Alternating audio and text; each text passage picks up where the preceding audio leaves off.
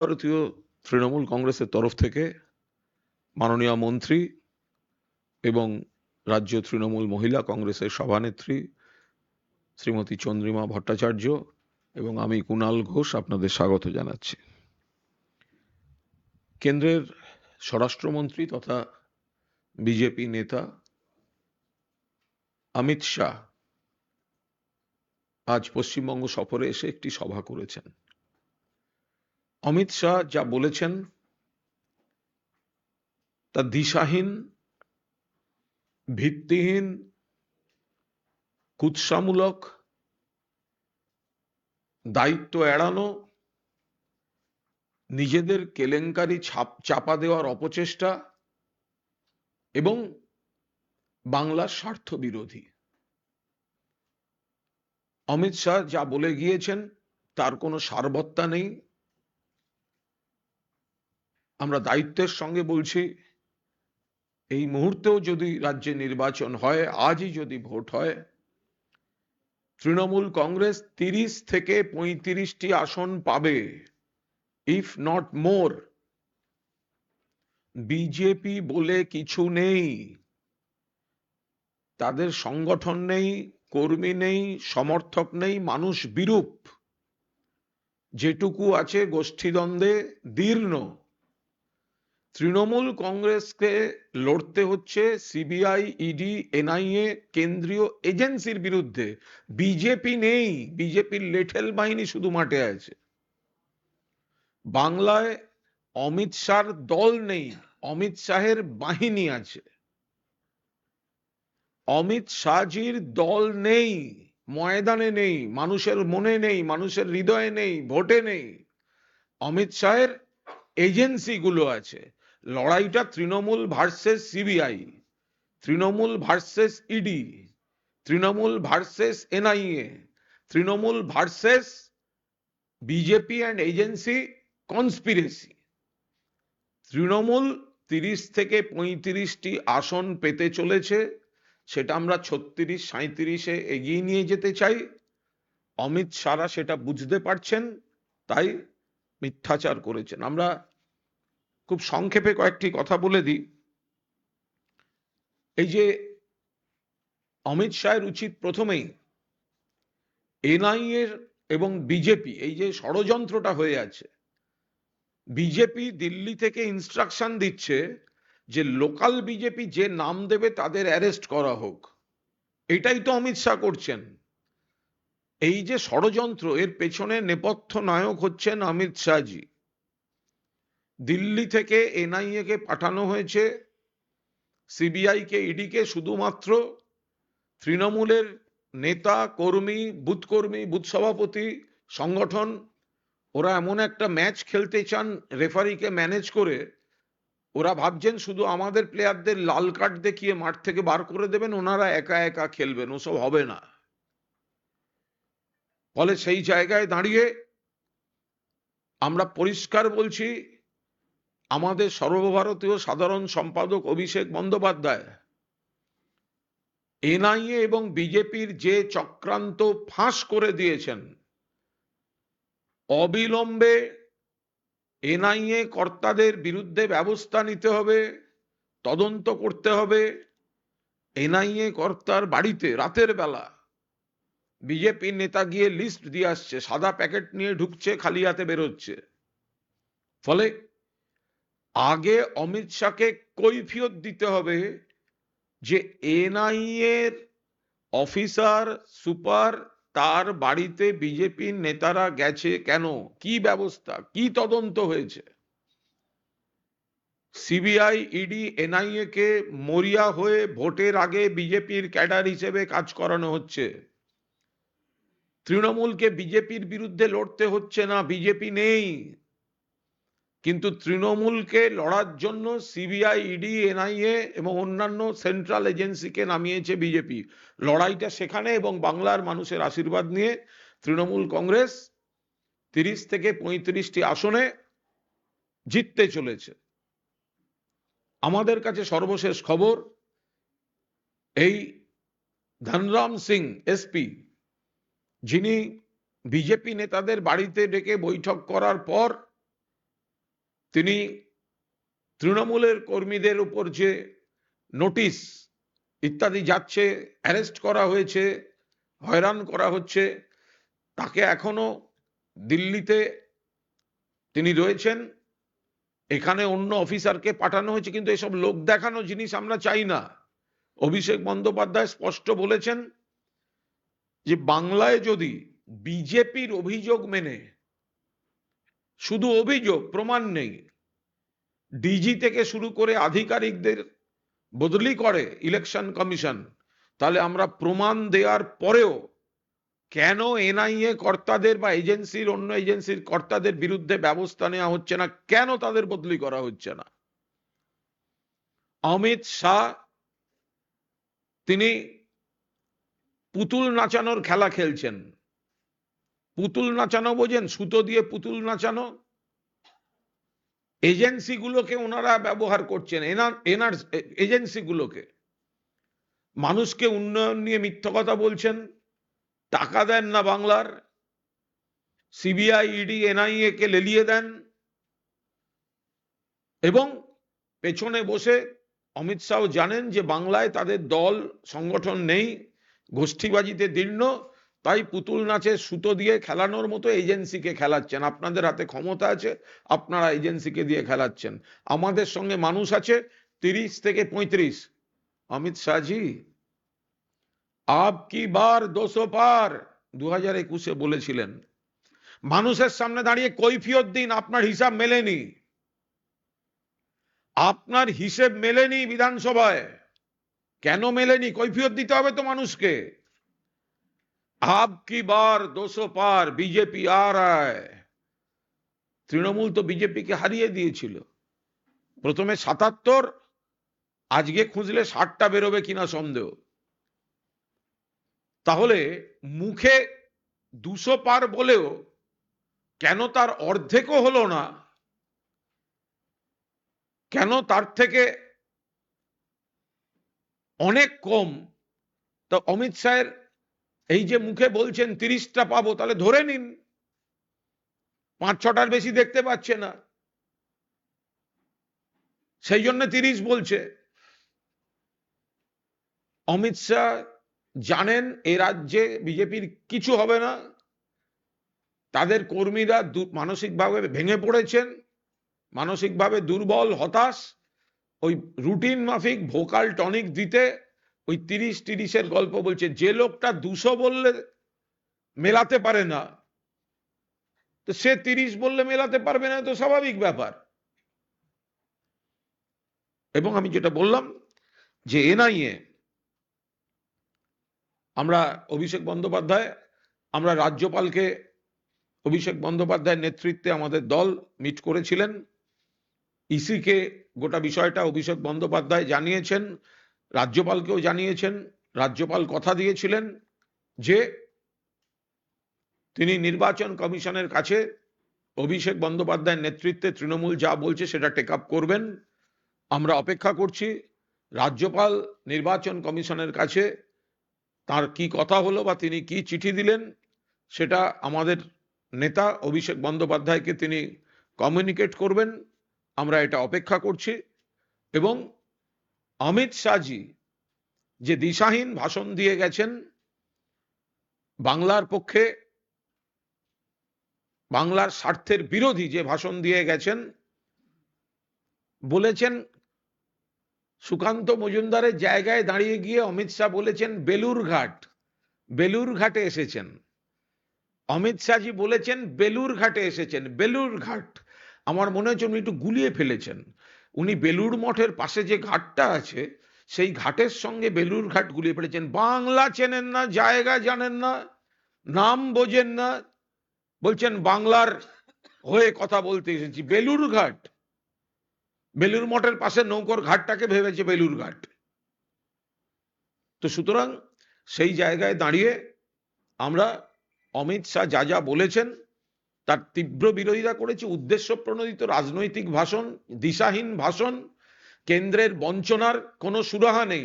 বাংলার মানুষকে কেন টাকা দেওয়া হয়নি তার সুরাহা নেই, আবাস মনরেগার টাকার সুরাহা নেই, বাংলার অধিকারের সুরাহা নেই, বাংলার দাবির সুরাহা নেই। শুধুমাত্র বিজেপির সস্তা রাজনীতি আর সিএ নিয়ে মানুষকে ভুল বোঝানো, সেগুলি অমিত শাহ করে গেছেন। চন্দ্রিমা ভট্টাচার্য বলছেন, তারপর আপনাদের যা প্রশ্ন থাকবে আমরা সাধ্যমতো উত্তর দেওয়ার চেষ্টা করব। ইতিমধ্যেই আমার সতীর্থ, আমাদের অত্যন্ত প্রিয় একজন নেতা এবং প্রাক্তন সাংসদ কুণাল ঘোষ আপনাদের কাছে বলেছেন, বেলুর ঘাটের কথা বলেছেন। এটা তো আশ্চর্যের কিছু নয় আসলে। এর আগে সুকান্ত মজুমদারকে কি যেন একটা বলেছিলেন, সুকান্ত মমুজদার নাকি একটা বলেছিলেন, মজুদ্দার বলেননি যে এই যথেষ্ট। সুতরাং এতে বাংলা আশ্চর্য হচ্ছে না, কারণ বাংলাটা তো ওরা চেনেন না। সুতরাং বাংলাও জানে যে ওরা কোথা থেকে আসছেন আর কি বলছেন। 30 আর 35, একবার এসেছিলেন 35টা চেয়েছিলেন, এখন নেবে এসেছে 30-এ। আসলে যে কথা কুণাল ঘোষ বললেন যে 5-6টা পাবেন কিনা তার ঠিক নেই, 30-এর স্বপ্ন, 35 থেকে এমনি নেবে এসেছেন। উনি এসছেন, ওনার আগে বেশ কয়েকবার মাননীয় প্রধানমন্ত্রী এলেন, সাত সকালে উঠে 17টি সভা করার মধ্যে বেশ কয়েকটি করে ফেলেছেন, অর্থাৎ 7-17-র গল্প। আমরা প্রশ্ন করতে চাই যে আজও কেন আমাদের সাংসদ সর্বভারতীয় সাধারণ সম্পাদক অভিষেক ব্যানার্জি যে চ্যালেঞ্জ ছুড়ে দিয়েছিলেন, সেই চ্যালেঞ্জের উত্তরটা কেন দিচ্ছেন না? কেন একটা শ্বেতপত্র প্রকাশ করছেন না? এই যে বারবার বলছেন অমুক করেছি তমুক করেছি, ভোট চাইতে আসছেন, মা বোনেদের কাছে পৌঁছে যাচ্ছেন, তো বলতে হবে তো যে কি কি করেছেন, মা বোনেদের প্রাপ্য টাকাগুলো দিয়েছেন কিনা, তাদের ছাদের টাকা এসেছে, তাদের 100 দিনের কাজ করিয়ে নেওয়ার টাকা এসেছে। শ্বেতপত্র চাওয়া হয়েছে, দেওয়া হয়নি, 600 ঘন্টার বেশি পেরিয়ে গেছে, 27 দিনের বেশি পেরিয়ে গেছে, সেসব হয়নি। কি চাওয়া হয়েছিল? আবাস যোজনা আবার হয়তো পুনরাবৃত্তি করছি আমরা, কিন্তু আমরা জানি যে পুনরাবৃত্তি at the cost of repetition আমরা করছি, কারণ ওরা আসছেন আর বলছেন তো অনেক কিছু করেছেন। তো আমরা বলতে চাই যে 11,36,000 আপনারা অনুমোদন করেছেন, ছাদ হয়নি। আপনাদের যে সংখ্যা দেওয়ার কথা 21 সালের পরে জব কার্ড হোল্ডার্সদের, আপনারা সে টাকা দেননি। মাননীয় মুখ্যমন্ত্রী তার কথা রেখেছেন, দিয়ে দিয়েছেন, টাকা তাদের অ্যাকাউন্টে পৌঁছচ্ছে। আপনারা কি করলেন? আসলেন, জলপাইগুড়িতে সভা হলো, আজকে আবার বেলুর ঘাটেও হয়েছে। বেলুর ঘাট, জলপাইগুড়ি সবই প্রধানমন্ত্রী করেছেন, অমিত শাহজি করলেন, সবই তো উত্তরবঙ্গে। এই যে উত্তরবঙ্গে একটা বিরাট ঘটনা ঘটলো, ওলট পালট করে দিল জলপাইগুড়ির ওই বার্নিশ এলাকার সমস্ত মানুষজনের। সেই জায়গায় দাঁড়িয়ে কিন্তু কোনো জবাব তারা দিয়ে গেলেন না। 5,000 বাড়ি ওলট পালট হয়ে গেছে, আমি নিজেও গিয়েছিলাম এবং আপনারা জানেন সে কথা, আপনাদের কাছে বলতে হবে না, মানুষের কাছেও বলতে হবে না। পুরো ছাদ মাথার উপর থেকে চলে গেছে। এ কথাটাও আমরা ইলেকশন কমিশনের কাছেও আমাদের প্রতিনিধি দল গেছে, জানিয়েছে এবং অনুমতি চাওয়া হচ্ছে যে তাদের জন্য যাতে কিছু করা যায়। কিন্তু কি বললেন প্রধানমন্ত্রী আর মাননীয় অমিত শাহজি, তারা কি বললেন এই বিষয়ে? একটা পয়সাও খরচ করলেন না। মানে একটা কথা, পয়সা মানে পয়সা না, কথা, একটা কথাও খরচ করলেন না। কোনো পয়সা দেওয়া তো দূরের কথা, টাকা পয়সার ব্যাপার নেই। এক্স হ্যান্ডেল লিখে দুঃখ জানালে কিছু হবে না। এক্স হ্যান্ডেলে দুঃখ জানালে এক্স হয়ে যায়, অর্থাৎ এক্স হ্যান্ডেল ইএক্স হয়ে যায়, সেটাই হবে কিন্তু একেবারে এক্স। আজকে আমরা বলতে চাই যে এই মানুষগুলো কি পেলেন?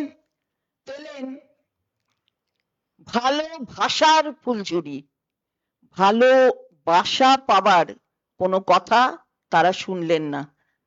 এই নেতারা এলেন দিল্লি থেকে, কিন্তু ভালো বাসার কথা সেটা বলে যেতে পারলেন না। আমরা সেটাই বলতে চাই। নানান কথা বলেছেন এনআইএ সম্পর্কে আমাদের প্রাক্তন সাংসদ, আমাদের সম্মানীয় নেতা, তিনি আপনাদের সামনে বলেছেন। গাল ভরা কথা অনেক। কবে এসেছে এনআইএ, কি করেছে এনআইএ, সবই আপনাদের কাছে স্পষ্ট, তারা বলে দিয়ে গেছেন। এবং এসে খালি এখানে আসার মানে হচ্ছে খালি মুখ্যমন্ত্রীকে আক্রমণ করা। মুখ্যমন্ত্রী সবই নাকি যা যা করছে, যারা দুর্নীতিগ্রস্ত তাদের তিনি আড়াল করেন, আর ওরা সব দুর্নীতিগ্রস্তদের একেবারে ওদের কাছে এলে তারা সব স্বচ্ছ হয়ে যায়। এটা আমরা বলছি তা তো নয়, এটা তো প্রমাণিত সত্য। তাদের কাছে যারা যারা গেছে, দুটো হেমন্তের কথা ধরলেই তো দেখা যায় না, একজন হেমন্ত বিশ্ব শর্মা আর একজন হেমন্ত সোরেন। দেখা যায় যে কারা গেলে কি হয়। অজিত পাওয়ার, দেখা যায় কারা কোথায় গেলে কি হয়। গতকালও এবং গত পরশু দিনও আমাদের সম্মানীয় সাংসদ, সম্মানীয় সাধারণ সম্পাদক, আমাদের সর্বভারতীয় অভিষেক ব্যানার্জি, তিনিও আপনাদের কাছে বলেছেন। ফলে এই যে ঘটনাগুলো ঘটছে, এই ঘটনাগুলো শুধুমাত্র বাংলাকে অপমানিত করার একটা ক্ষেত্র তৈরি করে দেওয়া চেষ্টা, অপচেষ্টা। আবারও আমরা বলতে চাই, এমনি তো দেবে না, কেউ ভোট দেবে না। 35 থেকে নিজেই নেমে এসছেন 30-এ, এবারে এক্স হয়ে যাবেন, অর্থাৎ প্রাক্তন হয়ে যাবেন। মা বোনেদের কাছে আবার ভোট চেয়েছেন। মা বোনেদের দিয়েছেনটা কি? এই যে শুনলাম মা বহনো হাম লোগ কো ভোট দিজিয়ে, একটা ভোটার নাকি 5টা করে তাদের ভোট নিয়ে আসবে। আমরা তো ভাবছি বাবা, ভোটের মেশিনটা আবার অন্যরকম হয়ে গেল না তো, একটা মারলে 5টা হবে, এরকম হয়ে গেল না তো? একজন ভোটার 5 জন আনবে, বাপ রে বাপ রে বাপ। মা বোনেদের কাছে তার আবেদন হচ্ছে, কি করেছেন মা বোনেদের জন্য? মা বোনেদের তাদের প্রাপ্য অধিকার থেকে বঞ্চিত করেছেন। বাড়ি ঘর দর উড়ে চলে গেছে, কে সামলায় বাড়ি? মা বোনেরা বাড়ি সামলান, সেই ছাদটা চলে গেছে। আপনি একটা কথা বলতে পারলেন না সে বিষয়ে, মাননীয় প্রধানমন্ত্রীও সে কথা বলতে পারলেন না। মা বোনেদের ডেকে ডেকে ভোট চাওয়া, তার উত্তর দিয়ে দেবে মা বোনেরা আসছে যে নির্বাচনটা হতে চলেছে, সেই নির্বাচনে তার উপযুক্ত জবাব পাবেন। সুতরাং এইভাবে মানুষকে, বাংলার মানুষকে বিভ্রান্ত করবেন না। বারবার আসছেন আর বিভ্রান্ত করার চেষ্টা হচ্ছে। কুণাল ঘোষ বলেছেন 200 বলেছিলেন, ওই এখন দেখলে 7-এ আছেন কিনা সন্দেহ। ঠিক অমনি করেই 35 থেকে 30-এ নেমেছেন। আরো কটা পান একটু দেখুন, পরে একটাও ধরতে পারেন কিনা সেটা দেখুন। এটা মা বোনেরা তৈরি হয়ে আছে, বাংলার মানুষও তৈরি হয়ে আছে। এবার আপনারা প্রশ্ন করতে পারেন। না, এক মিনিট, এক মিনিট, একটা কথা বলে নিই। আমরা আগে একটা ভিডিও দেখে নেবো, তারপর প্রশ্নে আসছি। দেখুন, অমিত শাহ যে বিষয়টি বলেছেন, এই যে বেলুর ঘাটে দাঁড়িয়ে উনি ভাষণ দিয়েছেন, বেলুর ঘাট, বালুর ঘাট না জেনে বেলুর ঘাট ভেবেছেন বেলুর মঠের পাশে নৌকোর ঘাটে দাঁড়িয়ে আছেন। বালুর ঘাটটাও আমরা জিতবো। আমরা যেটা বলছি 30 থেকে 35 তৃণমূল কংগ্রেস পাবে। যে বালুর ঘাটে দাঁড়িয়ে অমিত শাহজি আজকে বক্তৃতা করেছেন, ওই বালুর ঘাটে সুকান্ত মজুমদারকে এবার তৃণমূল কংগ্রেস হারাবে। 1, 2, অমিত শাহজি দুর্নীতির কথা তৃণমূলের দিকে তাকিয়ে বলছেন, আর শুভেন্দু অধিকারী থেকে শুরু করে দেশব্যাপী দুর্নীতিগ্রস্ত, যাদের বিজেপি দুর্নীতিগ্রস্ত বলেছে, সিবিআই, ইডি যাদের এগেনস্টে প্রসিডিংস ছিল, যে অজিত পাওয়ারের এগেনস্টে 70,000 কোটি টাকা স্ক্যামের কথা বলা হয়েছিল, তারা সব এখন হয় বিজেপিতে নয় এনডিএতে। ফলে অমিত শাহ কাঁচের ঘরে বসে ঢিল মেরেছেন। 3, অমিত শাহ সন্দেশখালি বলেছেন। সন্দেশখালিতে রাজ্য সরকার দল যা যা ব্যবস্থা নিয়েছে, কিন্তু অমিত শাহ ডবল ইঞ্জিন সরকারের উন্নাও, হাথরাস, প্রয়াগরাজ, মধ্যপ্রদেশ, মণিপুর, গুজরাটের বিলকিস, এই ঘটনাগুলো ভুলে গেলেন। নারী নির্যাতন, যারা খুন করেছে, যারা ধর্ষণ করেছে, আদালত যাদের সাজা দিয়েছে তাদের ছেড়ে দিয়েছে বিজেপি সরকার। অমিত শাহের মুখে সন্দেশখালি, অমিত শাহের মুখে মহিলাদের প্রতি সম্মান, এগুলো হচ্ছে কুম্ভীরাশ্রু, এগুলো ওদের শোভা পায় না। আপনাদের প্রশ্নের উত্তর দেব, আমরা একটা ভিডিও আমরা একটুখানি দেখিয়ে নেব।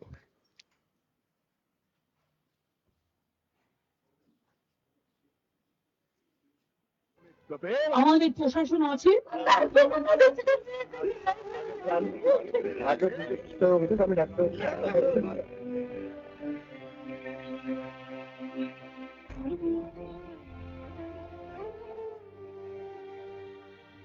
আমি এইটুকু খালি মানুষকে বলবো,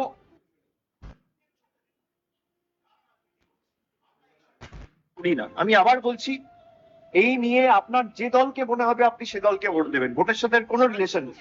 আমরা মানুষকে পরিষেবা দিতে বদ্ধপরিকর। এবং মানুষ বিপদে পড়লে এটা আমাদের সবার দরকার, এই যে আপনারা বলেছেন মানুষের হয়ে কাজ করার জন্য।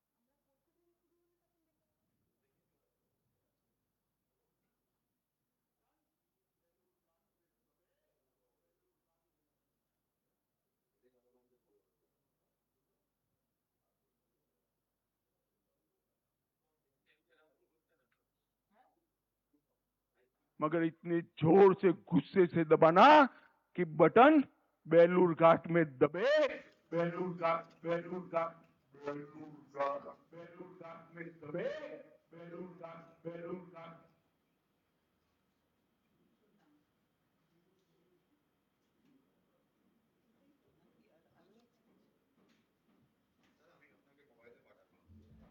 মাননীয় স্বরাষ্ট্রমন্ত্রী অমিত শাহ আবার এলেন বাংলায়। এলেনই যখন কয়েকটা প্রশ্নের জবাব দিয়ে যান। এই যে আপনারা বলেছেন 100 দিন এবং আবাসিক টাকা দিয়ে দিয়েছেন। अभी गांव एससी एसटी परिवारों को पहली बार पक्के घर मिले। केंद्र की बीजेपी सरकार ने गरीबों के पक्के घर के लिए लगभग 30,000 करोड़ रुपए भेजे। আপনি খালি শ্বেতপত্রটা আনুন যে 3 বছরে বাংলায় ঘোড়ারা হারার পর আপনি 10 পয়সা আবাসে দিয়েছেন আর মানরেগাতে দিয়েছেন 100 দিন। যদি প্রমাণ করতে পারে আমি তৃণমূলের হয়ে মানুষের কাছে সভা সমিতি করতে যাবো না। বিজেপি উচিত এই চ্যালেঞ্জ গ্রহণ করা, হয় কিনা বলুন। আপনারা দেখছেন জলপাইগুড়ির ময়নাগুড়ি ছবি, যেখানে সব থেকে বেশি ক্ষতিগ্রস্ত হয়েছে যে এলাকা ঝড়ের তাণ্ডব এবং এই তাণ্ডবের সাথে বহু গাড়ি ক্ষতিগ্রস্ত হয়েছে।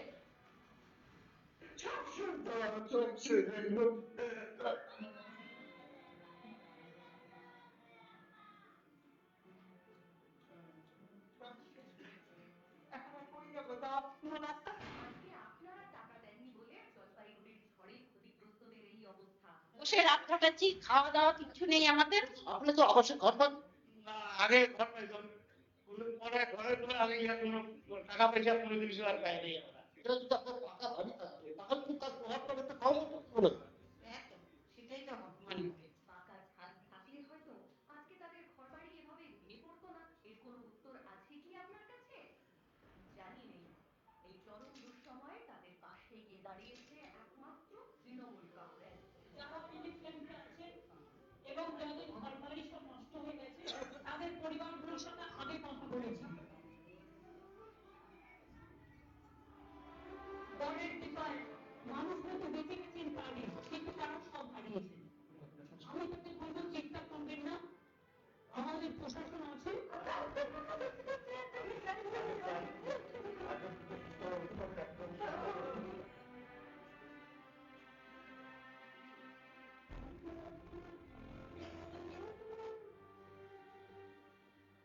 এইটুকুখানি মানুষকে বলবো যে আপনারা নিজের চোখে দেখুন।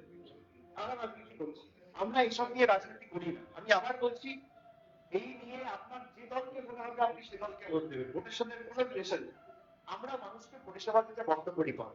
এবং মানুষ বিপদে পড়লে এটা আমাদের সবার দরকার মানুষের হয়ে কাজ করবার জন্য। স্বয়ং প্রধানমন্ত্রী মোদী জলপাইগুড়িতে এসে রাজনৈতিক সভা করলেও একবারও দেখা করেননি এই মানুষগুলোর সঙ্গে। জলপাইগুড়ির ঝড়ে ক্ষতিগ্রস্ত মানুষদের সাহায্য এবং বাংলায় স্বচ্ছ নির্বাচনের দাবি জানানোয় আমাদের প্রতিনিধি দলের ওপর আপনার দিল্লি পুলিশ চালায় অমানবিক অত্যাচার।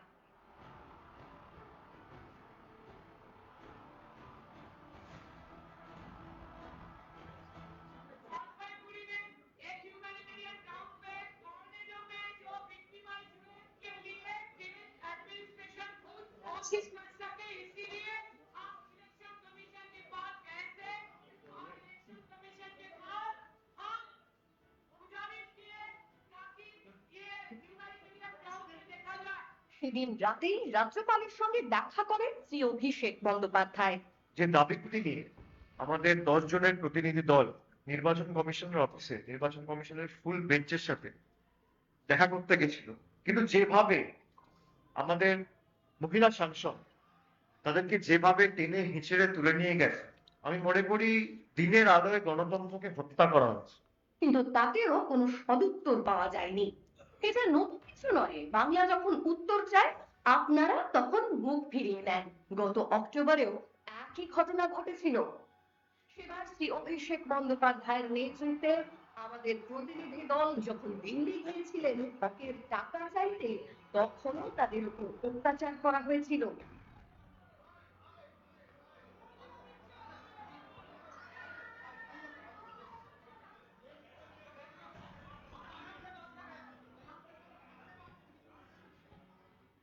আপনারা দুর্গতদের সমবেদনা জানানোর সময় পান না, অথচ এনআইএ আধিকারিকদের বাড়িতে গোপন বৈঠক করে চক্রান্ত করতে পারেন। এই এনআইএ তো আপনারই অধীনে, তাই না? যারা বিজেপির তল্পি বাহক হিসেবে কাজ করছে, ইলেকশন কমিশন কেন তাদের বিরুদ্ধে ব্যবস্থা নেবে না? আমাদের অভিযোগ বিজেপির বিরুদ্ধে নয়, আমাদের অভিযোগ ইলেকশন কমিশনের বিরুদ্ধে। যারা ভাবছে এনআইএ কে ব্যবহার করবো ভোটের সময়, ইডি কে ব্যবহার করবো মাঠ ফাঁকা করে দেবো, ভোট কি এনআইএ দেবে না ইডি দেবে? আদর্শ আচরণবিধি লঙ্ঘন করলেন কেন অমিত শাহজি? এত কিছু হয়ে গেল, অথচ এখনো পর্যন্ত নির্বাচন কমিশন ক্ষতিগ্রস্ত মানুষদের জন্য বাড়ি তৈরির অনুমতি দিল না। হয়তো আপনারাই অনুমতিটা দিতে দেননি। এই কারণেই আপনাদের আমরা বলি জমিদার, বহিরাগত, বাংলা বিরোধী। বাংলার মানুষই আগামী নির্বাচনে আপনাদের এই স্বেচ্ছাচারিতার যোগ্য জবাব দেবে। এখানে একটা কথা বলে আপনাদের প্রশ্নগুলো নেব। দেখুন, এই যে জলপাইগুড়িতে একটা ব্যাপক টর্নেডোর পর এতগুলি বাড়ি সর্বনাশ হয়ে গেছে, যেটা বারবার দলের তরফ থেকে বলা হচ্ছে, অভিষেক বন্দ্যোপাধ্যায় বলেছেন, মমতা বন্দ্যোপাধ্যায় বলছেন, এই বাড়িটা যে তৈরি করে দিতে, গরিব মানুষের মাথার উপর যে ছাদ নেই, প্রধানমন্ত্রী এসে একটা শব্দ উচ্চারণ করছেন না, টাকা দেওয়া দূরের কথা আছে, টাকা তো মমতা বন্দ্যোপাধ্যায় সরকারই দিচ্ছে, কিন্তু অন্য সময় অনুমতি লাগতো না, মডেল কোড অফ কন্ডাক্ট। এখন অনুমতি লাগছে। মানুষগুলো বাড়ি ছাড়া, রাজ্য সরকার চাইছেন, প্রশাসন চাইছে বাড়িগুলো তৈরি করতে অবিলম্বে, তার অনুমতি দিচ্ছে না, এবং এর পেছনে রয়েছে বিজেপি। নির্বাচন কমিশনকে বারবার অনুমতি চাওয়া হচ্ছে যে আরে ঝড়ে টর্নেডোতে যাদের বাড়ি শেষ হয়ে গেছে তাদের বাড়িটা তো তৈরি করতে দিতে হবে, এটা নিয়ে রাজনীতি করছেন কেন? কিন্তু তারা বাড়ি তৈরির অনুমতি দিচ্ছে না। ফলে আমরা ইলেকশন কমিশনকে আবার বলছি, বিজেপির দ্বারা অমানবিকভাবে চালিত না হয়ে জলপাইগুড়ির টর্নেডো আক্রান্ত গরিব মানুষ, সর্বহারা মানুষের জন্য জরুরি ভিত্তিতে তাদের মাথার উপর ছাদ প্রশাসন তৈরি করে চায়, ভোট নয়, মানবিকতার স্বার্থে অবিলম্বে ইলেকশন কমিশন এর অনুমোদন দিক। প্রশ্ন সেটা হচ্ছে আজকে হাইকোর্টের পক্ষ থেকে সন্দেশখালীর সব রকম অভিযোগ, শুধু হামলা নয়, সব রকম অভিযোগের ক্ষেত্রে সিবিআই তদন্তের নির্দেশ দেওয়া হয়েছে। অ্যাড করে দেবো, এখানে বিজেপি বলছে আপনারা ভোটে লড়বেন না কোর্টে লড়বেন, ঠিক করেছেন। বিজেপি কিসে লড়বে? বিজেপি কোথায় লড়বে? বিজেপি তো আজ যাই হোক ভোটে নেই। এবার সিবিআইতে আছে, এনআইএতে আছে, কোর্টে আছে, কমিশনে আছে, দিল্লিতে বিভিন্ন সরকারি বডিগুলোতে আছে, এগুলোতে বিজেপি আছে। তো সুতরাং এসব নিয়ে আমাদের কোনো বক্তব্য নেই। সন্দেশখালী রাজ্য সরকার যা যা করার করছিলেন, কিছু ঘটনা ঘটেছে, সংশোধন করা হয়েছে, স্টেপ নেওয়া হয়েছে। এরপর যদি মনে হয় যে আদালত কিছু দিয়েছেন, সেটা রাজ্য সরকার প্রশাসন তাদের আইনজীবীরা এর পরিপ্রেক্ষিতে কোর্টকে যা বলার বলবেন। আমি শুধু তার সঙ্গে একটা কথা বলি, আদালত এবং বিচার ব্যবস্থায় আমাদের পূর্ণ আস্থা আছে, পূর্ণ। আদালত এবং বিচার ব্যবস্থায় আমাদের পূর্ণ সম্মান আছে। বিচার ব্যবস্থাকে সম্মান করি, তারাই শেষ কথা বলবেন। কিন্তু কোনো কোনো জায়গা থেকে যদি ঘন ঘন ঘন ঘন ঘন ঘন সিবিআই হয়, তাহলে যেন মনে হয় আর একজন অভিজিৎ গঙ্গোপাধ্যায় অপেক্ষা করে আছেন যে এর পরের কোনো নির্বাচনে বিজেপির প্রার্থী হিসেবে তাকে বা তাদের কাউকে দেখা যাবে। অর্থাৎ অভিজিৎ গঙ্গোপাধ্যায় চোখে আঙুল দিয়ে দেখিয়ে দিয়ে গেছেন আদালতে বিচারপতিদের মধ্যে রাজনৈতিক উদ্দেশ্য প্রণোদিত সরকার বিরোধী মনোভাব কাজ করছে। আদালতের প্রতি, বিচার ব্যবস্থার প্রতি পূর্ণ সম্মান, পূর্ণ আস্থা দিয়ে বলতে চাই, অভিজিৎ গঙ্গোপাধ্যায় চোখে আঙুল দিয়ে দেখিয়ে দিয়ে গেছেন আদালতের মধ্যে এবং বিচার ব্যবস্থার মধ্যে সরকার বিরোধী, তৃণমূল বিরোধী, বিজেপি পন্থী মনোভাব কাজ করছে। কেউ হয়তো জনসমক্ষে সরকারকে হেয় করার জন্য, ভোটের মুখে সরকারকে বিড়ম্বনায় ফেলার জন্য রায় দিচ্ছেন, অবজারভেশন দিচ্ছেন। এটা তো অভিজিৎ গঙ্গোপাধ্যায় প্রমাণ করে দিয়ে গিয়েছেন। ফলে আদালতকে সম্মান জানিও। একটা কথা যেমন বলবো, যেটা আইন আইনের পথে চলবে, প্রশাসন তার উত্তর দেবে। পাশাপাশি এটাও বলবো, একজন অভিজিৎ সরাসরি ইস্তফা দিয়ে বিজেপিতে নাম লিখিয়েছেন, আরো দু একজন অভিজিৎ ওয়েটিং লিস্টে কোর্টে আছেন কিনা আমরা সন্দেহের অতীত নয় এই বিষয়টা। সন্দেশখালীর ইস্যুটা সিবিআই হয়ে যাওয়ার পর, কারণ বিজেপি সব থেকে প্রচার করছিল এটাকে নিয়ে, ওটা কোনো এক্সট্রা মাইলেজ পাওয়ার চেষ্টা করছে। এক্সট্রা মাইলেজের মানেটা কি? এটা তো ইতিমধ্যেই সন্দেশখালীর যা ঘটনা ঘটেছে তার প্রেক্ষিতে ধরে নিয়েছে। আগে প্রথম গ্রেপ্তার করেছে কে? গ্রেপ্তার করেছে তো এই রাজ্যের পুলিশ। তারপরে মাননীয় আদালত নানা রকমের রায় দিচ্ছেন। ইডির কাছে ইতিমধ্যেই ছিল, তার সঙ্গে সংযুক্ত হলো সিবিআই। কোনো অসুবিধা নেই, যদি কেউ অন্যায় করে থাকে নিশ্চয়ই তার শাস্তি হোক। এ বিষয় নিয়ে আমরা কখনো কাউকে সমর্থন জানাইও নি, কাউকে সমর্থন জানাবো না।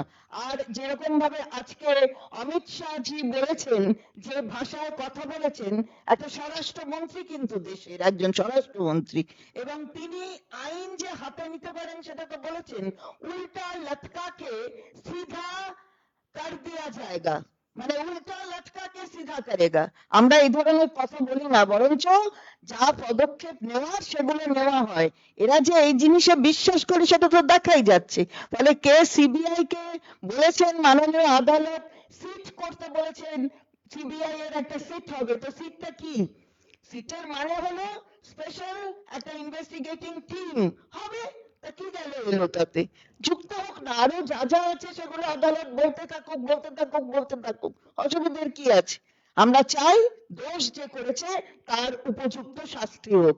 কিন্তু এই ধরনের কথাগুলো যে ভারতীয় জনতা পার্টিও নানান জায়গায় বলছে এবং তাদের জায়গাটাকে পরিষ্কার করে দিচ্ছে, এই যে একজন আমাদের সাংবাদিক ভাই কুণাল ঘোষকে জিজ্ঞাসা করলেন যে ভোটে লড়বেন না কোর্টে লড়বেন।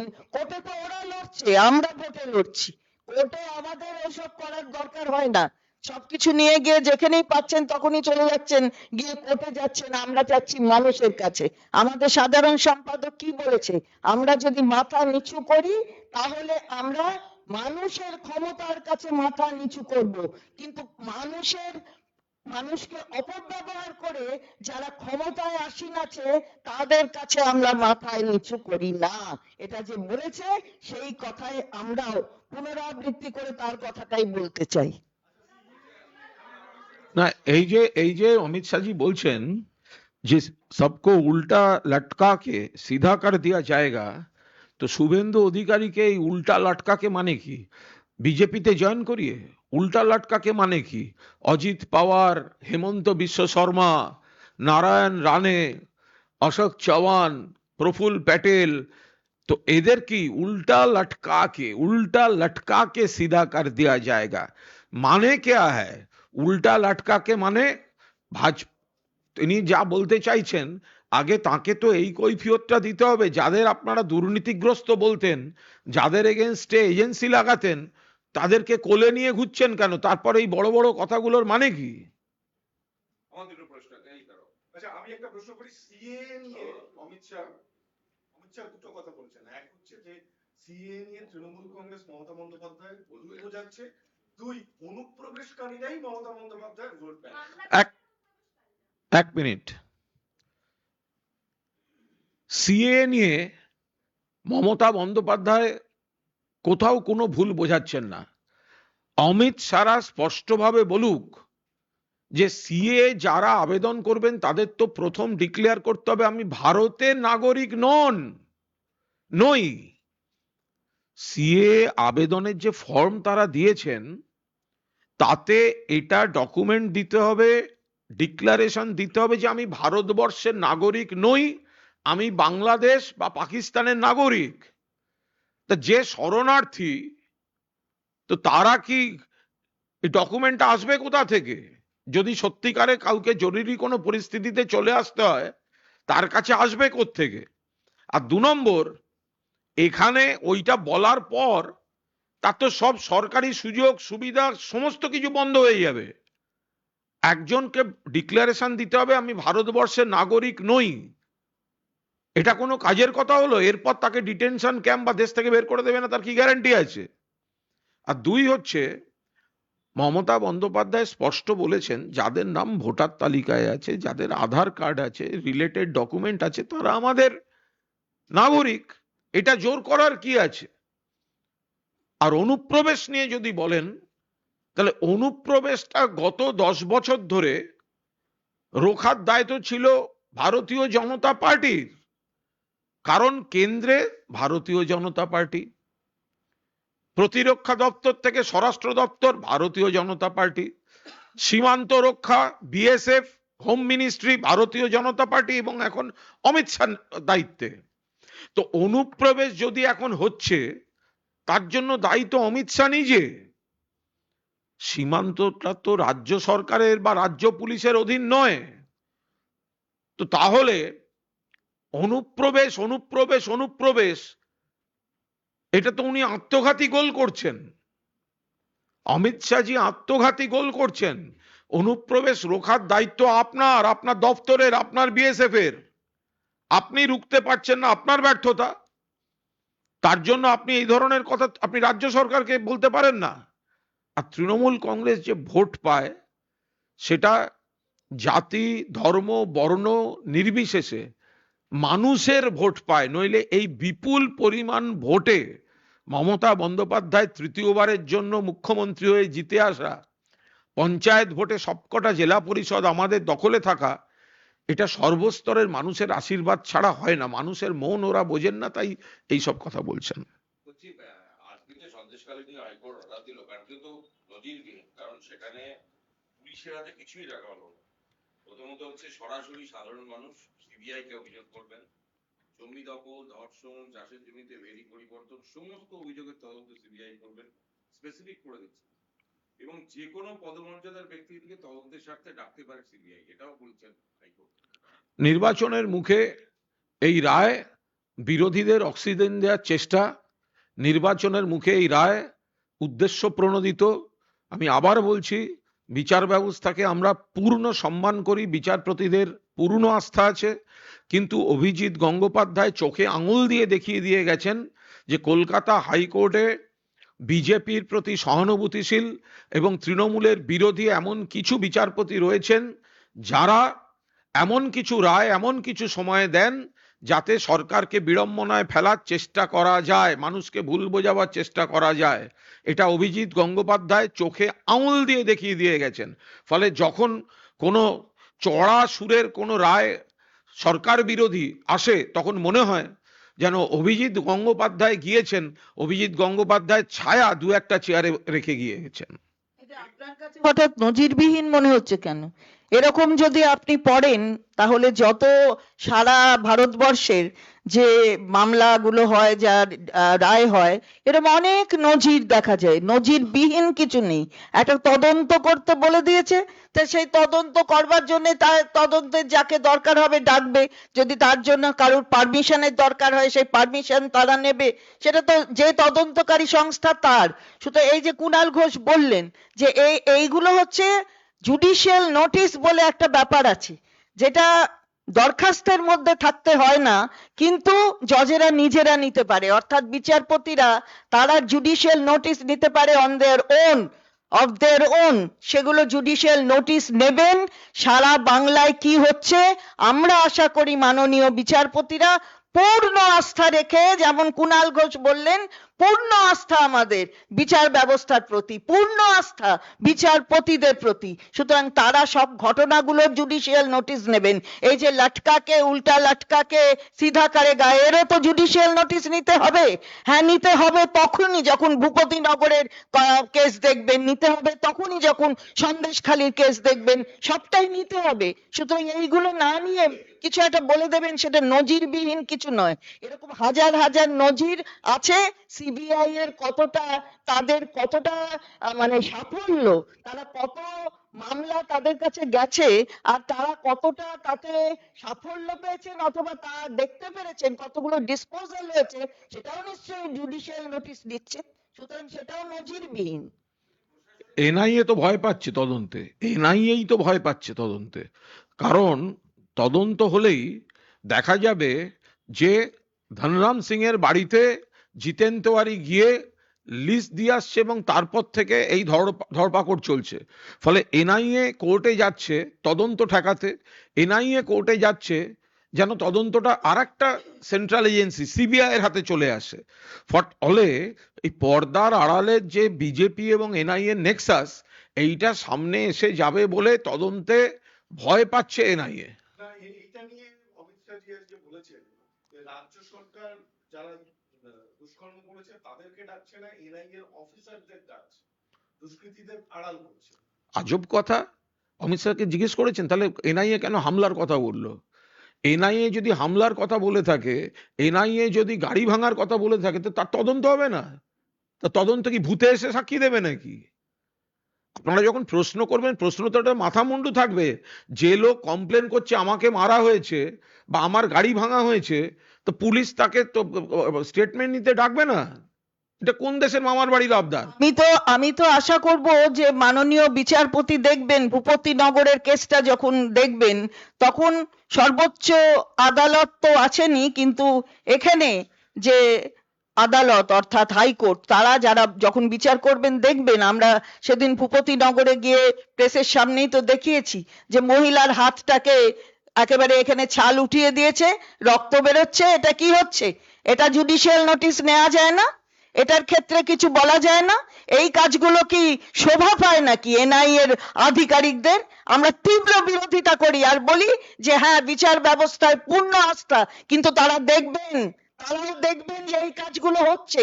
যখন কনসিডার করবেন একটা মামলা, তার বিচার করবেন এবং বিচার প্রক্রিয়ার মধ্য দিয়ে রায় দেবেন কিংবা কোনো সময় ইন্টারিম অর্ডার দেবেন, সেগুলো বিচার করবেন না, দেখবেন না যে এই ধরনের অত্যাচারের শিকার হচ্ছে মহিলারা? বলছি অলরেডি হাইকোর্ট আসলে এনআইএ আধিকারিকরা কথা বলছে, বলছে কাউকে অ্যারেস্ট করা যাবে না, 72 ঘন্টা আগে নোটিশ দিতে হবে, জিজ্ঞাসাবাদের জন্য চার্জশিট দিতে পারবে না, এবং কথাবার্তা বলতে হলে ভিডিও কনফারেন্সে করতে হবে।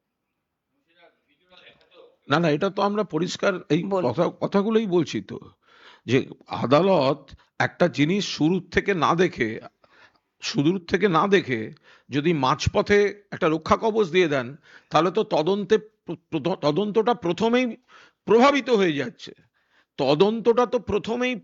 হয়ে যাচ্ছে। অর্থাৎ এনআইএ তারা কাজ করছে বিজেপি পলিটিক্যাল স্বার্থে। বিজেপি নেতা এসে তার অফিসারের বাড়িতে গিয়ে মিটিং করছেন, তারপর তারা বিজেপির দেয়া লিস্ট অনুযায়ী মাঝরাত্রে গিয়ে হামলা করছেন, অ্যারেস্ট করছেন। সেখানে গিয়ে মহিলার গায়ে হাত পড়ছে, সেখানে গিয়ে এক বৃদ্ধকে, বর্ষিয়ানকে মারা হচ্ছে, নাবালককে গাড়িতে তুলে নেওয়া হচ্ছে। তো এইগুলো কভার আপ করার জন্য কোর্টের প্রোটেকশন চাইছে এনআইএ, আর কোর্ট তাদের প্রোটেকশন দিচ্ছেন। তাহলে কোর্টের ভূমিকা পক্ষপাতদুষ্ট নয় কেন? এটা নিয়েই তো আমাদের প্রশ্ন আসছে। এটাই শেষ নয়, কিন্তু কি দিয়ে দিলেন একজন সিঙ্গল বেঞ্চের সম্মানীয় বিচারপতি, এটাই তো শেষ নয়। সুতরাং দেখতে থাকুন। এখন আমি রিপিট করছি, যখন কোনো বেঞ্চ থেকে ঘন ঘন সিবিআই, ঘন ঘন এজেন্সি, ঘন ঘন কড়া প্রশ্ন, ঘন ঘন বিস্ফোরক প্রশ্ন, ঘন ঘন চাঞ্চল্যকর প্রশ্ন তুলে দেন, ঘন ঘন নজিরবিহীন, তা এইগুলো পরবর্তী নির্বাচনে এবারে দেখেছি মাঝপথে অভিজিৎ গঙ্গোপাধ্যায় বিচারপতি থেকে বিজেপির ক্যান্ডিডেট হলেন, আর ঘন ঘন কোনো চেয়ার থেকে যদি বিস্ফোরক অবজারভেশন আসে, তখন আশঙ্কা হয় যে বিজেপির আরো দু একজন রয়ে গেছে যারা পরবর্তী কোনো নির্বাচনে অভিজিৎ গঙ্গোপাধ্যায়কে দেখে অনুপ্রাণিত হয়ে প্রার্থী তালিকায় নাম তোলার জন্য এখন থেকে পারফর্ম করতে শুরু করেছেন। আজকে কেন্দ্রীয় স্বরাষ্ট্রমন্ত্রী অমিত শাহ বলেছেন যে তৃণমূলকে ভোট দেওয়া মানে সন্দেশখালীর যে অত্যাচার, যে নির্যাতন, সেইটাকে সমর্থন করা। তৃণমূলকে ভোট দেওয়া মানে কন্যাশ্রীকে সমর্থন, তৃণমূলকে ভোট দেওয়া মানে লক্ষ্মীর ভান্ডারকে সমর্থন, তৃণমূলকে ভোট দেওয়া মানে রূপশ্রীকে সমর্থন, তৃণমূলকে ভোট দেওয়া মানে স্বাস্থ্যসাথীকে সমর্থন, তৃণমূলকে ভোট দেওয়া মানে 59 লক্ষ শ্রমজীবী পরিবারের অনাদায়ী টাকা, কেন্দ্রের না দেওয়া টাকা সেটা দিয়ে দেয়া, তৃণমূলকে ভোট দেওয়া মানে উন্নাও, হাতরাস, প্রয়াগরাজ, মণিপুর, গুজরাট, মধ্যপ্রদেশে যেভাবে নারী নির্যাতন হচ্ছে, খুন, ধর্ষণ, সেগুলো বাংলায় না হতে দেয়া। ফলে তৃণমূলকে ভোট দেয়া মানে মানুষের স্বার্থ, মা বোনেদের স্বার্থ, শীত, গ্রীষ্ম, বর্ষা, তৃণমূল কংগ্রেস ভরসা। দাদা, আজকে শঙ্কুদেব তিন তালাক, রাম মন্দির, সিএ এগুলো থেকে যে একই সঙ্গে বলছে যে তৃণমূল কংগ্রেস তুষ্টিকরণের রাজনীতি করছে এবং সেটাকেই লোকসভাতে আপনারা ব্যবহার করছেন। তৃণমূল কংগ্রেস ভেদাভেদের রাজনীতি করে না, তৃণমূল কংগ্রেস জোড়ার রাজনীতি করে। তৃণমূল কংগ্রেস মানুষকে ধর্মের ভিত্তিতে ভেদাভেদ করে না। আর বিজেপি হিন্দুদের পক্ষেও খারাপ, মুসলমানদের পক্ষেও খারাপ, খ্রিস্টানদের পক্ষেও খারাপ। যারা উন্নয়নের রাজনীতি করে না, যারা বাংলাকে বঞ্চিত করে, যারা ধর্মের নাম দিয়ে মানুষকে ভোট ব্যাংক তৈরি করার জন্য বিভেদ করে, তারা কখনো মানুষের বন্ধু হতে পারে না। একবার দেখা যাচ্ছে এই কত আসন পাবে তা নিয়ে এক একটা টার্গেট বেঁধে দিচ্ছে। মোদী এসেছেন যখন, তখন বললেন 42-এ 42, অমিত শাহ 35 বলেছিলেন, আজকে 30 বলছেন। কমছে, এটা কেন হচ্ছে? কমছে, কমছে, যতদিন যাবে কমবে, শূন্যে, কমবে, শূন্যে। কমবে। হ্যাঁ? শূন্যে যাচ্ছে, শূন্যে। আমি তো প্রথমেই বলেছি, দিশাহীন বিজেপি দিল্লির নেতারা আত্মবিশ্বাস হারিয়েছেন, ক্রমশ তাদের টার্গেট কমছে, কমছে, কমছে, কমছে। আর আমরা প্রথম দিন থেকে বলে যাচ্ছি 30 থেকে 35, ইফ নট 36, 37, 38। তৃণমূল কংগ্রেস যা উন্নয়ন করেছে এবং বাংলার প্রতি বিজেপি যে বঞ্চনা করেছে, দেশকে যেভাবে ডোবাচ্ছে, বাংলার সচেতন মানুষ, তৃণমূল কংগ্রেস সরকার, এত বড় সরকার, 99.99% ঠিক কাজ হয়েছে, 0.01% ভুল হয়েছে, অন্যায় হয়েছে, সেগুলো এই দল, এই সরকার, এই প্রশাসন মুখ্যমন্ত্রীর নির্দেশে সংশোধন করে নিচ্ছে। মানুষ ভোট দেবেন, 30 থেকে 35 তৃণমূল কংগ্রেস পাবে। আর বিজেপির নেতারা যতবার আসবেন কমবে, কমবে, তাদের মুখে টার্গেট কমবে। দাদা, শঙ্কুদেব পণ্ডা তিনি আজকে সাংবাদিক আরে শঙ্কুদেব পণ্ডা বলো, আরে শঙ্কুদেব পণ্ডা, এটা নাম হলো বলো, শঙ্কুদেব পণ্ডা। যে অভিযোগ করছেন যে বজবজে তাদের এক শঙ্কুদেব পণ্ডা যে অভিযোগ করেছেন, শঙ্কুদেব পণ্ডার অভিযোগের ভিত্তিতে বলতে পারি ডায়মন্ড হারবারে এখনো শঙ্কুদেব পণ্ডারা কোনো প্রার্থী খুঁজে পাননি। ফলে প্রলাপ বকছেন, শঙ্কুদেব পণ্ডারা আগে ডায়মন্ড হারবারে প্রার্থী খুঁজে আনুন, তারপর শঙ্কুদেব পণ্ডারা রাজনীতির কথা বলবেন।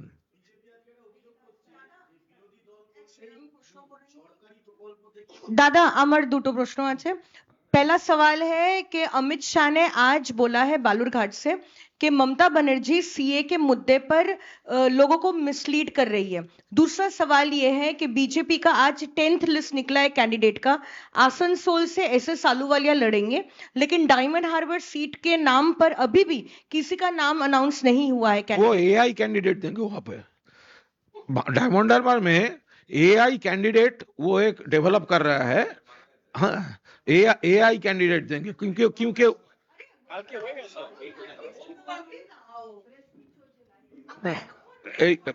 देखिए भाजपा डायमंड हार्बर में अभिषेक बनर्जी के खिलाफ उनका पास कोई कैंडिडेट नहीं है।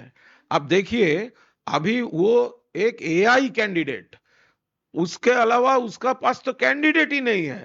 तो पहले एक एआई कैंडिडेट डेवलप करेंगे, फिर वो नॉमिनेशन अनाउंस करेंगे।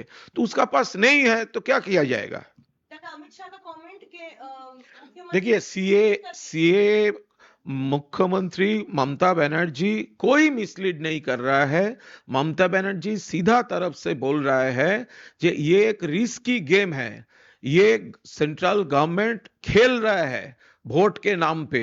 अगर आप सीएमए के अप्लाई करेंगे तो आपको खुद को ये डिक्लेयर करना पड़ेगा आप भारत का सिटीजन नहीं है, आप दूसरे कोई कंट्री बांग्लादेश या पाकिस्तान उसका सिटीजन है। ये बहुत डेंजरस है। आप सरकारी जो स्कीम्स है उससे पूरा बाद हो जाएगा और भी सब जटिलता आ जाएगा। क्योंकि अभी ममता बनर्जी जो बोला, जिसका नाम वोटर लिस्ट में है, जिसके नाम आधार कार्ड है, जिसके पास अदर डॉक्यूमेंट्स है, उसका सिटीजन समझ लेना चाहिए। कुणाल दा, 2 क्वेश्चंस। आज कलकत्ता हाई कोर्ट ने संदेशखाली का जितना केसेस है सारे केसेस का इन्वेस्टिगेशन सीबीआई के पास सौंप दिया है, और साथ साथ एक और केस जो एनआईए के ऊपर जो अटैक हुआ था भोपाल नगर में, वो केस में भी प्रोटेक्शन दिए हैं ऑफिसर्स। देखिए ये क्या सीबीआई है? What is CBI? High court order CBI inquiry in Narada case. CBI filed FIR against Shubhendu Adhikari. Then Shubhendu joined BJP only to avoid his own arrest and became opposition leader of BJP. So what is this? What is CBI doing about Shubhendu Adhikari? So this CBI and central agencies, they became frontal organizations of Bharatiya Janata Party. And honorable court, most unfortunate, court is patronizing this kind of politics. I'll just add to what Mr. Kunal Ghosh has said. This CBI has been declared to be ultra virus long back as in the year 2013. There by the Guwahati High Court. Thereafter, a stay was taken from the Honorable Supreme Court in the first quarter of 2014. What has now stopped the petitioner or the central government to take up to bring it to the notice of the Honorable Supreme Court and get the matter settled? As far as the point stands now, an interim order doesn't make a judgment bad. Therefore, it's only an interim order. The judgment is still holding the field, which says, Guwahati High Court says that this is not according to the provisions of the Constitution, and CBI has been, the Delhi Special Police Establishment Act, it has been formed under that, and that notification is ultra virus. That has been decided by the Honorable Guwahati High Court. What is stopping the central government? And they're using this CBI. I will urge upon the High Court, Honorable High Court and the Honorable Judges to keep this aspect of the matter also in their notice when they deal with these cases, because an interim order cannot make a judgment bad. Also in Balurghat today, Amit Shah addressed a rally and he said that we will straighten the people who and the Calcutta High Court has also given protection to the NIA officers. বলুন। We have already stated, Mr. Ghosh has already brought it to the notice of the media that they have done it. Honorable High Court has said they are they have undertaken a process of inquiry and this is being done. But one must feel that the judgment or orders are impartial. What do people actually think and their expectation from the honorable courts? The expectation is that everything is dealt with in accordance with law and they are impartial. These are the steps which are being taken from time to time, which states that there might be something here or there which doesn't speak of impartiality. That is why this thing has already been brought to the notice of the media by Mr. Ghosh.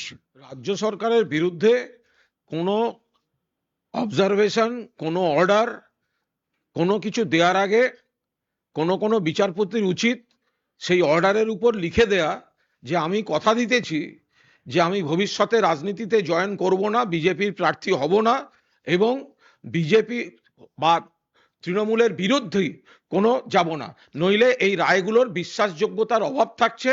Abhijit Gangopadhyay চোখে আঙুল দিয়ে দেখিয়ে দিয়ে গেছেন বুকের মধ্যে অন্য বিশ্বাস নিয়ে বিচারপতির বেঞ্চে বসে কাজ করা যায়। Also, Amit Shah today said that we will straighten out those who explode bombs by hanging them upside down. Your reaction? Can this be at all stated by a minister, home minister of any nation, what Mr. Amit Shah ji has said today? It is just making it clear that they just do not want to maintain the process of law. They will take law in their own hands और सबको उल्टा लटका के they will make them straight. So what does this mean? Words, what are words of mouth? When we say something, when we try to express ourselves, we speak. Speeches are expression. So that expression proves that what is actually behind the veil. This is what we are saying and this has been proved. Sir, I have two questions on whether and what Sharad Pawar wanted to go with BJP after Ajit Pawar's oath taking in July 2023. Congress Praful Patel says that on 15th to 16th July we met Sharad Pawar and requested him to join us. Later, Ajit Pawar and Sharad Pawar met in Pune. He was also 50% ready. Sharad Pawar always hesitated at the last minute. How do you react to that? I don't want to make any comment on that. I only know that when Praful Patel was out of NDA, BJP made gross allegations against him. But when he decided to join with NDA, now he is getting the clean sheet. And all these are part of the scripts. Sometimes something went up, sometimes something went down. But that is a part of the whole script. Sir, another question. Tihar jail sources say Kejriwal's weight have increased by 1 kg from 65 to 66, whereas Aam Aadmi Party says Arvind Kejriwal is unwell and lost 4.5 kg in jail. How do you react to that? No, I don't want to make any comment, but this is in a vindictive way. BJP arrested Mr. Kejriwal. Unfortunately, he has to stay in Tihar jail. We can only convey our wishes, stay well, stay good. বাংলায় একটা প্রশ্ন, সেটা হচ্ছে BJP একটা অভিযোগ করছে। হ্যাঁ, সেটা হচ্ছে ডায়মন্ড হারবারে অভিষেক বন্দ্যোপাধ্যায় 4 থেকে 5 লক্ষ ভোটে জিতবেন, যাই দাঁড়াক। এটা তো গণতান্ত্রিক রাজ্য, কেউ তো দাঁড়াবে রে বাবা কোথাও। যেমন মোহাম্মদ সেলিম পালিয়ে গেলেন, একটা বাচ্চা ছেলে প্রতিকুরকে দিয়ে, অত বড় নেতা নাকি মোহাম্মদ সেলিম পালিয়ে গেলেন। তিনি কথায় কথায় অভিষেককে সমালোচনা করেন, মুরদ হলো না, একটা বাচ্চাকে রেখে স্বার্থপর সেলিম নিজে পালিয়ে গেল। আর ওখানকারও সব লোকজন সিপিএম এর, তারা কোথায় কে জানে। এবার এর বাইরেও আমরা দেখলাম যে কংগ্রেসের অধীর রঞ্জন চৌধুরীরা যারা বড় বড় কথা বলেছিলেন, তারা সব কোথায় কে জানে। বিজেপি, আমরা তো বলছি শুভেন্দু অধিকারী অভিষেককে আক্রমণ করেন এত, তো ক্ষমতা থাকলে ডায়মন্ড হারবার লড়ুন, বিরোধী দলনেতা রাজ্যের, তো লড়ুন, কেউ লড়েনি। তো বিজেপি এখন এআই ক্যান্ডিডেট তৈরি করছে, এআই প্রযুক্তিতে ক্যান্ডিডেট তৈরি করছে অভিষেকের বিরুদ্ধে দেওয়ার জন্য, কারণ এআই ছাড়া ওখানে কেউ পাচ্ছে না, মানে ওখানে কে যাবে, বলি হতে কে যাবে। অনেকে ভাবছে যাই 1 মাস 2 মাস অভিষেকের কেন্দ্র তো, যদি ছবি ছাপা হয়, দেয়ালে নাম টাম লেখা হয়, কিন্তু 2 মাস পরে কি হবে। তো সেই জন্য বিজেপি, আমরা যতটুকু জানি অমিত মালব্য, তো উনিও তো দাঁড়াতে পারতেন, রোজ এত টুইট করেন, উনিও দাঁড়ান না, ফলে ওরা এআই ক্যান্ডিডেট তৈরি করছে। হ্যাঁ বাবুন, এমন ক্যান্ডিডেট সিটিং এমপি যাকে নিজের সিট থেকে সরিয়ে, মানে আর এক দিলীপ ঘোষ সিটিং এমপি, তাকে সরিয়ে ওখানে দিয়েছে, কারণ জানে শত্রুঘ্ন সিনহা বিরাট ভোটে জিতবেন, 3 লাখ ভোটে জিতবেন, সেই জায়গায় দাঁড়িয়ে হারার লোক পাচ্ছিল না।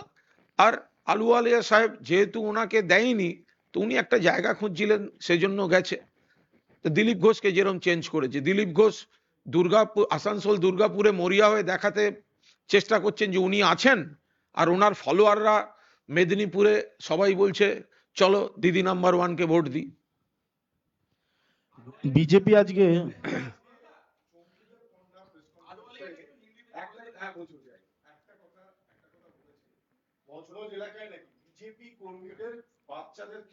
আমি আবার বলছি, আগে ভোটের ক্যান্ডিডেট ঠিক করুক, এসব নাটক পরে করবে। কোথায় কে হচ্ছে, নিজেদের মধ্যে কোনো গন্ডগোল হচ্ছে, যেখান থেকে সেখান থেকে ইয়ে করছে, তো এগুলো কোনো কাজের কথা হলো নাকি? যে ভোট রাজনীতিতে পাল্লা দিতে পারছে না, ভোটে পাল্লা দিতে পারছে না। আমি আবার বলছি তো, শঙ্কুদেব পান্ডা আগে ওদের ক্যান্ডিডেটের নাম ঘোষণা করুক, নইলে তার আগে শঙ্কুদেব পান্ডার কথার উত্তর দেওয়া যায় না। বিজেপি, আমি একটা প্রশ্ন, আজকে সুভাষ সরকারকেও দেখতে পাওয়া গেছে, তাকে একটা প্রশ্ন করাতে এক তৃণমূলের পঞ্চায়েতের এক সদস্যকে তাদেরকে মারধরও করা হয়েছে, সজল ঘোষের ক্ষেত্রে একই ঘটনা ঘটেছে। যারা এলাকায় গিয়ে বুঝতে পারছেন যে এলাকার মানুষ তাদের চাইছেন না, তারা মাথা গরম করে ফেলছেন, সে কি করা যাবে। যারা এলাকার মানুষ ভোট চাইতে যাচ্ছেন, তো মানুষের কাছেই তো চাইবেন। মানুষ যদি কোনো প্রশ্ন থাকে তো উত্তর দিতে হবে। মানুষ তো একবারও বলেনি যে আপনি প্রচার করবেন না, আপনাকে প্রচার করতে দেব না, এই কথাটা তো কেউ একবারও বলেনি।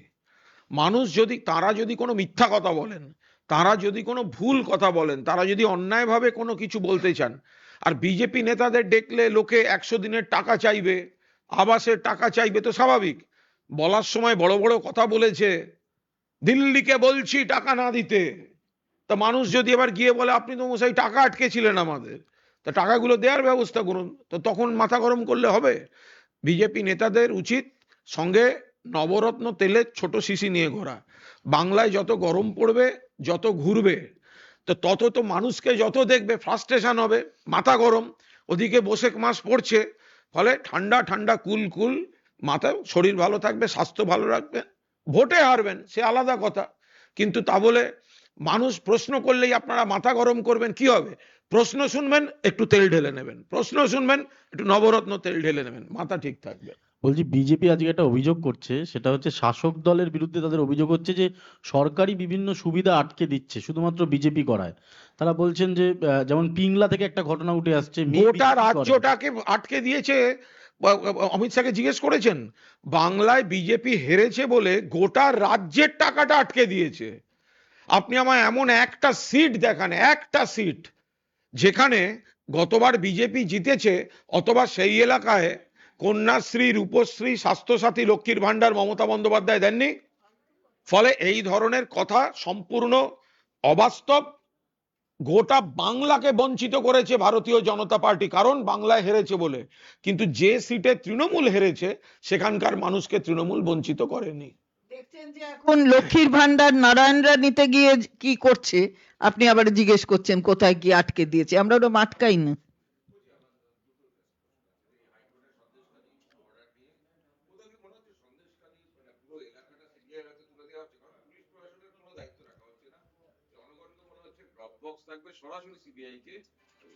যে কোনো মামলা যখন কোনো এজেন্সির হাতে যায় তার কাছেই তো অভিযোগটা আসবে, অন্য এজেন্সির কাছে তো যাবে না। যে কোনো মামলায় যদি কোনো মামলা সিবিআইয়ের হাতে গেছে তো সেখানে নিশ্চয়ই রাজ্য পুলিশ অনুমতি মানে কাজ করবে না, আবার রাজ্য পুলিশের হাতে যেটা আছে সেখানে সিবিআই করবে না। ফলে এগুলো নিয়ে আমরা মাথাই ঘামাচ্ছি না। সন্দেশখালীর মানুষ আমাদের সঙ্গে আছেন। যত রকম ব্রেকিং, বিস্ফোরক, চাঞ্চল্যকর সব হয়ে যাওয়ার পরেও সন্দেশখালী এবং বসিরহাট সিট তৃণমূল কংগ্রেস জিতবে। এটা ব্ল্যাঙ্কেট অর্ডার নয়, কিন্তু এটা খালি ওই যে যেটা নিয়ে কোর্টে গেছে তার সেই সংক্রান্ত। সুতরাং এটা যদি বলেন যে সন্দেশখালীর পুলিশের আর কোনো ভূমিকা কোনো মামলায় নেই, তা কিন্তু নয়। এইটা হচ্ছে ওই মামলা সংক্রান্ত ব্যাপারগুলোয় পুলিশ কিন্তু সাহায্য করতে বলেছে, পুলিশ কিন্তু সাহায্য করবে। তো সুতরাং পুলিশের ভূমিকা নেই বলবেন না। আর বাকিটা নয়, it's not a blanket order যে যত সন্দেশখালীতে যত মামলা কিংবা কোনো অভিযোগ হবে কোনোটাই পুলিশ দেখতে পারবে, তা নয়। It is in the context of the case যেটা দেখছেন।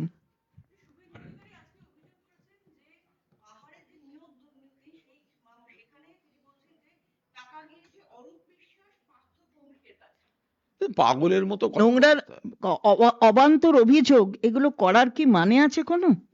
এগুলো এই অবান্তর অভিযোগগুলো আমার মনে হয় যে উনি একজন যে পজিশনটায় আছেন সেই পজিশনটা কিন্তু সম্মানীয় পজিশন, একটা লিডার অফ দ্য অপোজিশন। সেই লিডার অফ দ্য অপোজিশনের এই ধরনের কথা যেগুলো কোনো বাস্তবে কোনো তিনি তার সাপোর্টিং কিছু দেখিয়ে কিছু বলেছেন যে তাও নয়, তাহলে এই ধরনের কারোর উপর অভিযোগ করা এটা কি সঠিক? উনি নিজেই আমার মনে হয় যে বিচারগুলো করুন, এটা তো করার প্রয়োজন আছে।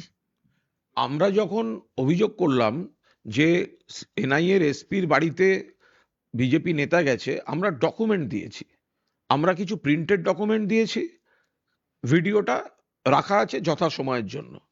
তো এখন এইভাবে কারোর নামে অভিযোগ করার, আচ্ছা ওটা না হয় সিবিআই এর হাতে গেছে তদন্তটা, সিবিআই কাদের? সিবিআই তো দিল্লির, সিবিআই তো বিজেপির। তো ও বাজারে এসব কথা বলছে কেন? ওর যদি কাছে কোনো ডকুমেন্ট থাকে ও সিবিআই কে দিয়ে দিক। তো ফালতু এরকম ভোটের মুখে বাজার গরম করার কি আছে প্রমাণ ছাড়া? যে যে যদি কেউ জানে, ধরুন আমি একটা অপরাধের কথা জানি অথচ আমি বলছি না, আমি জানাচ্ছি না, আমি আমার সময় মতন গিয়ে একটা বাজারি লেকচার দেওয়ার সময় বলে দিলাম, এসব হয় না। ওর অপরাধটা তাহলে সবাই জানে। আমিও অপরাধী হই। ক্যামেরার সামনে টাকা নেওয়ার অপরাধ, ওর অপরাধটা সবাই জানে। সিবিআই এফআইআর করেছিল, তো সে কি করে আবার প্রমাণহীন অন্য লোককে কথা বলছে?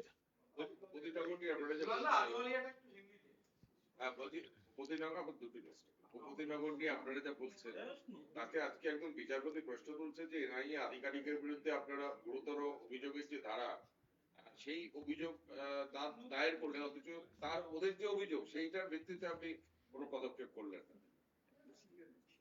কোন পদক্ষেপ? ভূপতিনগরে এনআইএ যে অভিযোগ করেছে তার কোনো পদক্ষেপ নেওয়া হয়নি। এখন এ প্রশ্ন বলার কি আছে? এখন তো সব দিয়ে দিয়েছেন।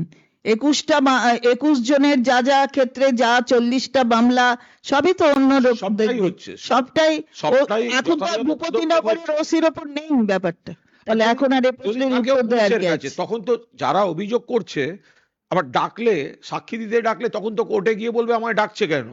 তো এই দ্বিচারিত করার কি মানে হয়? যদি তাদের অভিযোগেও কোনো ব্যবস্থা নিতে হয়, তাদের স্টেটমেন্ট রেকর্ড করতে, তাদের ভাঙা গাড়ির ফরেনসিক করতেও তো ডাকতে হবে। আবার ডাকলে তারা বলছেন যে আমাদের কেন ডাকা হবে, আমাদের সিবিআই চাই। তারা আসলে এনআইএ বিজেপি বৈঠকটা ঢাকার জন্য আসল তদন্তকে ভয় পাচ্ছেন এবং নাটক করছেন। এবং এনআইএ বলছে যে ঘটনার দিন তারা প্রথমে থানায় যায়, পুলিশকে জানায়, তারপর তারা গ্রামে এনআইএ আগে বলুক ঘটনার শুরুতে এসপি ধনরাম সিং এর বাড়িতে জিতেন্দার তেয়ারি কি করছিল সেইটা দিয়ে শুরু করুক। আপনারা লোককে গল্প পড়াবেন আর 5 পাতা থেকে পড়াবেন, প্রথম পাতা পড়াবেন না, কভার দেখাবেন না, তা তো হবে না। আপনি যখন একটা গল্প পড়াবেন তো 5 পাতা থেকে পড়াচ্ছেন কেন? 1 পাতা থেকে পড়ান। যখন এর সূত্রপাত এনআইএ এসপির বাড়িতে যখন বিজেপির নেতা যাচ্ছিল, সেটা কেন গেছে? এনআইএ এখনো পর্যন্ত তো হিম্মত হলো না। আমি চ্যালেঞ্জ করছি এনআইএ কে, চন্দ্রিমা ভট্টাচার্য এবং আমি, আমাদের দলের সর্বভারতীয় সাধারণ সম্পাদক অভিষেক বন্দ্যোপাধ্যায়, অভিষেক টুইট করেছে, অভিষেক সাংবাদিক বৈঠক করেছে, পরিষ্কার বলা হয়েছে এনআইএ এর এসপি বিজেপি নেতার সঙ্গে বৈঠক হয়েছে। আজ পর্যন্ত এনআইএ এর একটা কন্ট্রাডিকশন দেওয়ার ক্ষমতা হয়নি। আপনারা সেটা খবর দেখাচ্ছেন না, জিজ্ঞাসা করছেন না। আমরা প্রমাণ দিয়ে বলেছি। কোথায় গেল মানহানির মামলা? কোথায় গেল জিতেন তিওয়ারির মানহানির মামলা? অভিষেক বন্দ্যোপাধ্যায় আমাদের জেনারেল সেক্রেটারি বুক বাজিয়ে টুইট করেছে। চন্দ্রিমা ভট্টাচার্য কুণাল ঘোষ নথি দেখিয়ে বলেছে। এনআইএ এর কন্ট্রাডিকশন কোথায়? হিম্মত থাকলে বলুক যায়নি, হিম্মত থাকলে আমাদের মানহানির মামলার নোটিশ দিক, সেখান থেকে শুরু হোক। কেন ভূপতিনগরকে কেন্দ্র করে প্লটটা তো শুরু হয়েছে এসপি ধনরাম সিং এর বাড়িতে, সেটাকে ধামাচাপা দিয়ে তার 3 দিন পরের ঘটনা নিয়ে নাটক করা হচ্ছে। দিলীপ ঘোষ আবারও বিভিন্ন কথা বলতে শুরু করেছে। বেশ করেছেন। দিলীপ ঘোষ অত্যন্ত ভালো লোক, গঠনমূলক লোক।